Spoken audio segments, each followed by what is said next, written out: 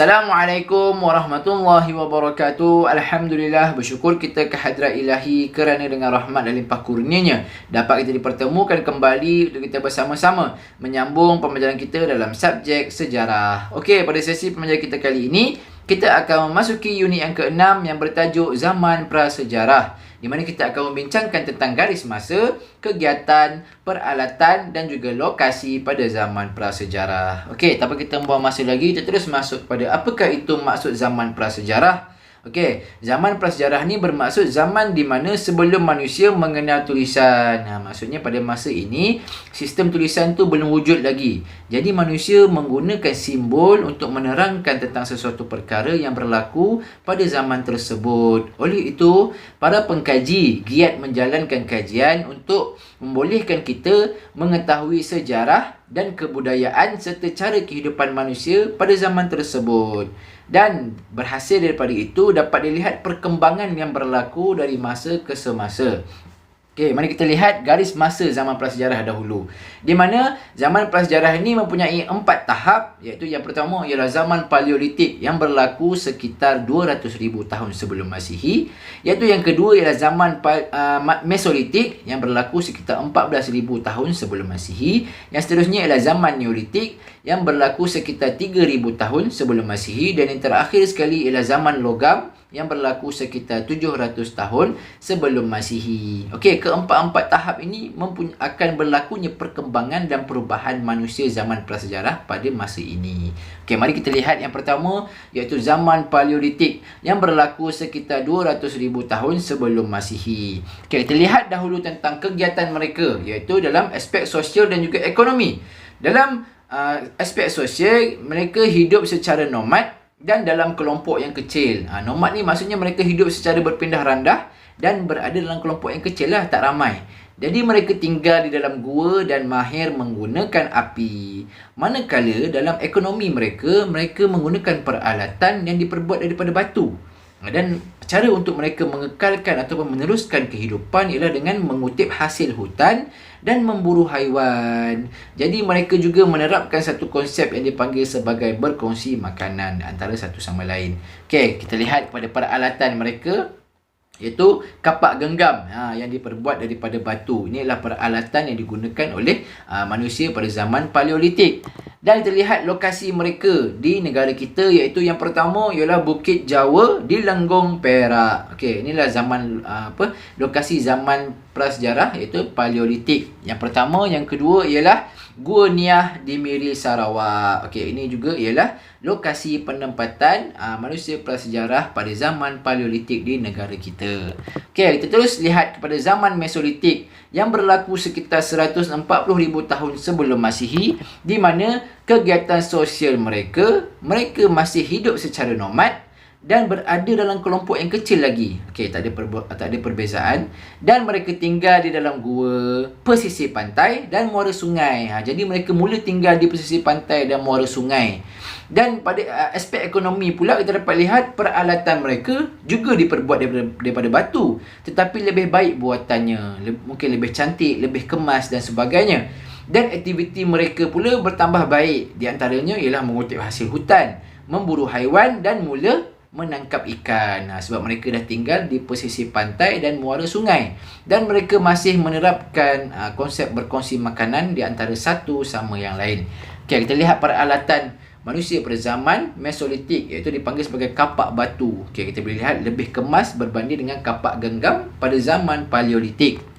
Okay, kita lihat pula lokasi zaman Mesolitik di negara kita, iaitu yang pertama ialah Gua Cha di Gua Musang, Kelantan. Ini adalah yang pertama. Yang kedua ialah Gua Bewah yang terletak di Hulu Terengganu. Okey, ini adalah dua lokasi pada zaman Mesolitik. Yang seterusnya kita lihat pula pada zaman Neolitik yang berlaku sekitar 3,000 tahun sebelum Masihi, di mana kegiatan sosial mereka mula hidup menetap. Okey, ada perubahan, nampak ada perkembangan yang lebih baik. Tadi pada zaman Paleolitik dan Mesolitik mereka berpindah randah. Sekarang mereka dah mula hidup menetap dan berada dalam kelompok yang besar. Dan mereka mula membina pertempatan di lembah sungai dan pesisir pantai. Pada aspek ekonomi pula, mereka mencipta peralatan dari batu juga, tetapi lebih kemas, dilicinkan dan mempunyai pelbagai fungsi. Dan aktiviti mereka mula bertambah juga. Di antaranya ialah bercucuk tanam, sebab mereka dah hidup menetap, jadi mereka bercucuk tanam. Menangkap ikan, menternak haiwan dan menghasilkan tembikar tanah. Dan mereka mula melakukan aktiviti perdagangan secara tukar barang dan pengkhususan kerja. Mari kita lihat pada alatan mereka. Okey, kita lihat yang pertama itu senjata mereka. Yang seterusnya adalah kapak batu yang mempunyai pelbagai fungsi, dan yang hujung itu ialah artifak ataupun dipanggil sebagai tembikar yang mereka hasilkan. Ini adalah lokasi mereka pula, iaitu yang terletak di negara kita ialah Gua Kecil Raub di Pahang. Itu yang pertama. Yang kedua ialah terletak di Bukit Tengkorak Sempurna di Sabah. Okey, dua tempat ini, lokasi ini ialah lokasi di mana berlakunya zaman Neolitik di negara kita. Yang terakhir sekali, kita lihat pula kepada zaman logam yang berlaku sekitar 700 tahun sebelum Masihi.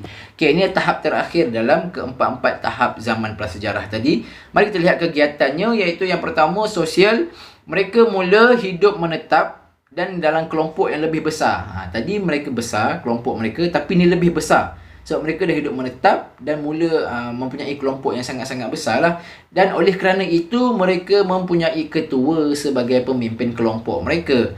Dan mula mengamalkan adat dan upacara yang tersusun. Okey, terlihat pula pada aspek ekonomi di mana mereka membuat peralatan daripada logam. Dah pandai buat daripada logam sebab zaman logam. Dan aktiviti utama mereka ialah pelayaran dan perdagangan, di mana perdagangan secara tukar barang ni dah menjadi semakin berkembang dari masa ke semasa, dan mereka mula menjalinkan hubungan dengan kerajaan luar. Okey, dilihat pada peralatan mereka. Yang pertama ialah gendang. Pada masa ini gendang gangsa. Mereka telah mula membuat gendang gangsa. Dan peralatan mereka di antaranya mata lembing bersoket, kapak, tulang mawas, soket, beliung dan juga sabit dah mula dicipta pada zaman ini. Okey, dan kita lihat pula lokasinya terletak di Kampung Sungai Lang, Banting, Selangor. Di mana gambar tersebut ialah gambar gendang gangsa yang ditemui di kampung tersebut. Dan yang kedua lokasinya ialah Sungai Tembeling di Jerantut, Pahang. Okey, kedua lokasi ini ialah lokasi zaman logam di negara kita. Okey. Dan setakat itu saja pembelajaran kita pada kali ini. InsyaAllah kita telah belajar tadi tentang zaman prasejarah. Di mana zaman prasejarah ini zaman di mana manusia belum lagi mengenal tulisan. Dan terdapat beberapa tahap pada zaman prasejarah, iaitu yang pertama ialah Paleolitik, yang kedua Mesolitik, yang ketiga Neolitik dan yang terakhir iaitu zaman logam. Kita dah lihat tadi. Dan seterusnya kegiatan sosial dan ekonomi mereka, bagaimana mereka berkembang maju daripada buat peralatan daripada batu, dah pandai buat daripada logam, daripada hidup dalam gua dah mula hidup di muara sungai, pesisir pantai dan sebagainya, daripada hidup berpindah randah dah mula hidup menetap, daripada tak tahu apa-apa jadi tahu semua benda. Okey, itulah perkembangan dari masa ke semasa tentang evolusi manusia pada zaman prasejarah. Dan kita dah lihat juga tentang lokasi-lokasi prasejarah yang terletak di negara kita tadi. Di antaranya ialah di Lenggong, Perak, di mana lagi? Di Miri, Sarawak, di Sempurna, Sabah, di Jerantut, Pahang dan sebagainya. Nanti pelajar semua boleh tengok balik video ini dan lihat balik tentang apa yang kita dah belajar tadi, tentang kegiatannya, tentang lokasinya, peralatannya dan sebagainya. Dan insya-Allah setakat itu saja pembelajaran kita pada kali ini. Semoga semuanya berada dalam keadaan sihat dan sehingga kita berjumpa lagi pada masa yang akan datang. Wabillahi taufiq wal hidayah. Wassalamualaikum warahmatullahi wabarakatuh.